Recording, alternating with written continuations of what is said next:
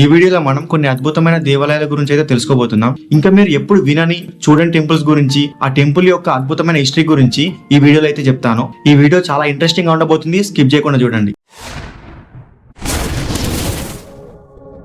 First temple వచ్చేసి Kedarnath temple. ఇది మహారాష్ట్రలో హరిశ్చంద్ర ఘాట్స్ హిల్స్ దగ్గర ఉంటుంది. ఈ టెంపుల్ ని మొదటి శతాబ్దంలో కట్టించారు, అంటే సత్యయుగంలో అయితే కట్టించారు. అప్పటి నుండి ఇప్పటి వరకు ఈ టెంపుల్ ఇంకా అలాగే ఉంది. ప్రస్తుతానికి ఈ టెంపుల్ ఎటువంటి పూజలు అయితే చేయట్లేదు, కానీ ఈ టెంపుల్ కి చాలా ప్రాధాన్యత అయితే ఉంది. ఈ గుడిలో 4 స్తంభాలు అయితే ఉంటాయి. ఒక్కొక్క స్తంభం ఒక్కొక్క యుగానికి సంబంధించింది. బ్రహ్మం గారు చెప్పిన దాని ప్రకారం ఎప్పుడైతే ఈ టెంపుల్లో ఉన్న 4 స్తంభాలు పడిపోతాయో అప్పుడు ఈ సత్యయుగం, త్రేతాయుగం, ద్వాపరయుగం, ఇంకా ఇప్పుడు నడుస్తున్న కలియుగం కూడా అంతమవుతుందంట. ఆల్రెడీ 3 యుగాలు ముగిశాయి కాబట్టి ఈ 4 స్తంభాల్లో 3 పడిపోయాయి. ఎప్పుడైతే ఆ 4వ స్తంభం కూడా పడిపోతుందో అప్పుడు కలియుగం కూడా అంతమైపోతుందని బ్రహ్మం గారు చెప్పారు. ఈ గుడిలో ఆశ్చర్యకరమైనది ఇంకొకటి ఉంది. అది ఏంటంటే అక్కడ ఉన్న ప్రజలు చెప్పేదాని ప్రకారం ఈ టెంపుల్ కి ఒక కీ ఉంటుందంట. ఆ కీ తిప్పితే ఇక్కడ ఉన్న నీళ్ళన్నీ వెళ్లిపోయి ఒక దారి ఏర్పడుతుందంట. ఆ మార్గం గుండా వెళ్తే ఒక పెద్ద గుహ వస్తుందంట. అయితే అప్పట్లో రాజులు ఆ గుహలోనే వాళ్ళ సంపదంతా దాచుకునేవారంట. సెకండ్ టెంపుల్ గురించి మాట్లాడుకుంటే ముందు చెప్పిన టెంపుల్ లాగానే ఉంటుంది, కానీ ఈ టెంపుల్ అద్భుతమైన విషయం ఇంకొకటి ఉంది. అండ్ అలాగే ఈ టెంపుల్ గురించి కూడా బ్రహ్మం గారు ఒక విషయం అయితే చెప్పారు. ఈ టెంపుల్ పేరు వచ్చేసి శ్రీ యాగంటి ఉమా మహేశ్వర టెంపుల్. ఈ టెంపుల్ కర్ణాటక జిల్లాలో అయితే ఉంది. ఈ గుడిలో ఉన్న ప్రత్యేకత గురించి మాట్లాడుకుంటే ఈ గుడిలో ఉన్న నంది 20 సంవత్సరాలకు ఒకసారి ఒక అంగుళం పెరుగుతుందంట. ఒక 90 సంవత్సరాల కింది వరకు కూడా ఈ నంది చుట్టూ ప్రదక్షిణాలు చేయడానికి స్థలం ఉండేది, కానీ ఆ నంది పెరిగి ఇప్పుడు ప్రదక్షిణాలు చేయడానికి కొంచెం కూడా చోటు లేకుండా అయ్యింది. ఈ ప్రపంచం అంతం అయ్యే ముందు ఈ నంది లేచి గట్టిగా అరుస్తుందంట. అప్పుడు ఈ కలియుగం అంతమవుతుందంట.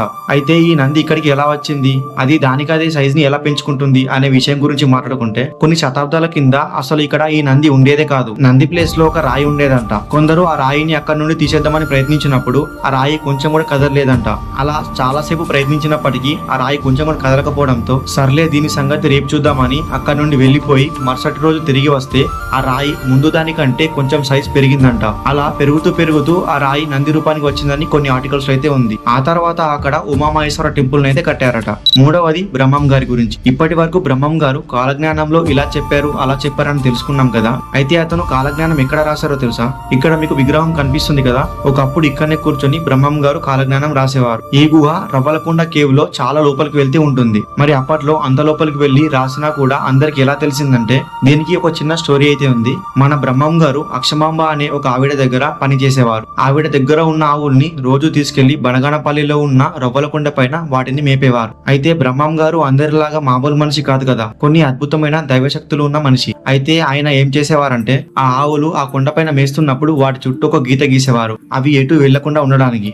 ఆ తర్వాత ఆయన ఒక గుహలోకి వెళ్లి రావి చెట్టు కింద కూర్చొని ఆయన దివ్య దృష్టితో తాటి ఆకుల మీద తాళపత్ర గ్రంథాలు రాసేవారు.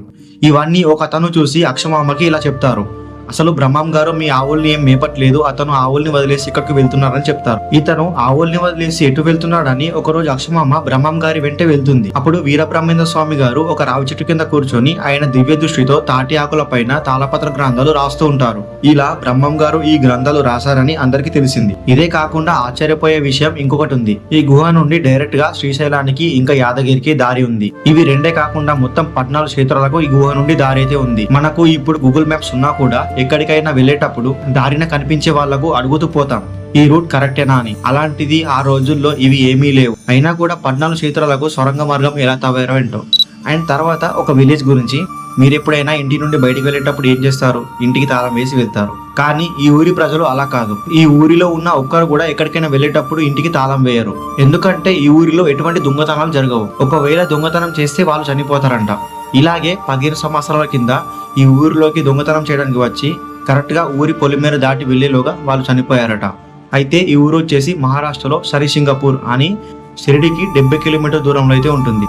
మరి ఎందుకని ఒక్క ఊర్లోనే ఇలా జరుగుతుందంటే ఈ ఊరిని శని భగవాన్ దేవుడు కాపాడుతుంటాడట. అయితే ఒక 300 సంవత్సరాల కింద ఇవేమీ లేకుండేవట. అంటే ఈ ఊరిలో శని భగవాన్ దేవుడు లేకపోయేవాడు. అలాగే దొంగలిస్తే ఎవరు కూడా చనిపోయేవారు కాదట. మరి ఇదంతా ఎలా జరిగిందంటే 300 సంవత్సరాల కింద ఈ ఊరిలో వరదలు వచ్చాయట. అప్పుడు ఆ వరదల్లో ఒక రాయి కొట్టుకు వచ్చిందట. ఆ తర్వాత ఒక బాబు కలలో ఈ దేవుడు వచ్చి నేను రాయిని కాదు, నేను శనీశ్వరుణ్ణి అని చెప్తే అప్పుడు ఆ రాయిని ప్రతిష్ఠించి పూజలు చేయడం మొదలు పెట్టారు. అప్పటి నుండి ఈ దేవుడు ఈ ఊరిని కాపాడుతూ వస్తున్నాడట. అండ్ ఒకప్పుడైతే ఈ ఊరికి కనీసం తలుపులు కూడా ఉండేవి కావట.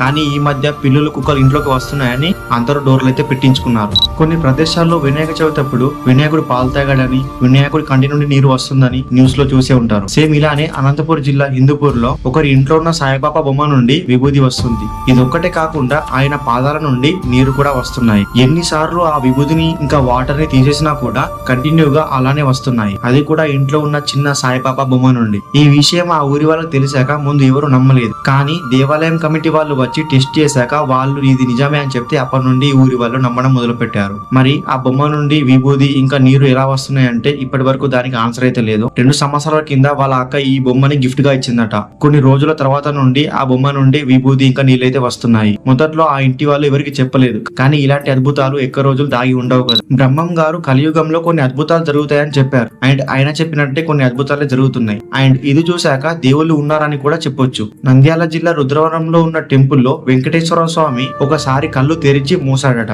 ఇలా జరిగినప్పుడు ఓన్లీ ఆ టెంపుల్ ని కట్టించిన వాళ్ళే చూసారట. కానీ వాళ్ళు ఎవరికి చెప్పలేదు. ఎందుకంటే ఆధారాలు లేని ఎవరు నమ్మరు కదా. కానీ కొన్ని రోజుల తర్వాత అందరూ నమ్మేలా వెంకటేశ్వర స్వామి కళ్ళు మొత్తం తెరిచే ఉంచితే అప్పటి నుండి అందరూ నమ్మడం మొదలు పెట్టారు. అండ్ ఇవి ఇప్పటి కూడా అలానే తెరిచి ఉన్నాయి. మనం ఏదైనా టెంపుల్ కి వెళ్ళినప్పుడు ఈ టెంపుల్ ని ఎవరు కట్టించారంటే అది మరి పాత టెంపుల్ అయితే ఒకప్పుడు రాజులు కట్టించారని లేదా ఈ ఊరి పెద్దవాళ్ళు కట్టించారని చెప్తారు. కానీ ఇక్కడ కనిపిస్తున్న ఈ టెంపుల్ గురించి ఎవరు కట్టారంటే ఈ ఊరి వాళ్ళు దయ్యాలు కట్టాయని చెప్తున్నారు. ఈ గుడి బెంగళూరులో బొమ్మవరం అనే విలేజ్ లో అయితే ఉంది. కావాలంటే మీరు ఒకసారి గూగుల్ లో సెర్చ్ చేసి చూడండి, ఈ టెంపుల్ అయితే వస్తుంది. అయితే ఈ టెంపుల్ స్టోరీ ఏంటంటే 600 సంవత్సరాల కింద ఈ ఊరిలో చాలా దయ్యాలు ఉండేవట. రాత్రి సమయంలో ఈ ఊరి ప్రజలను చాలా ఇబ్బంది పెడుతూ ఉండేవట.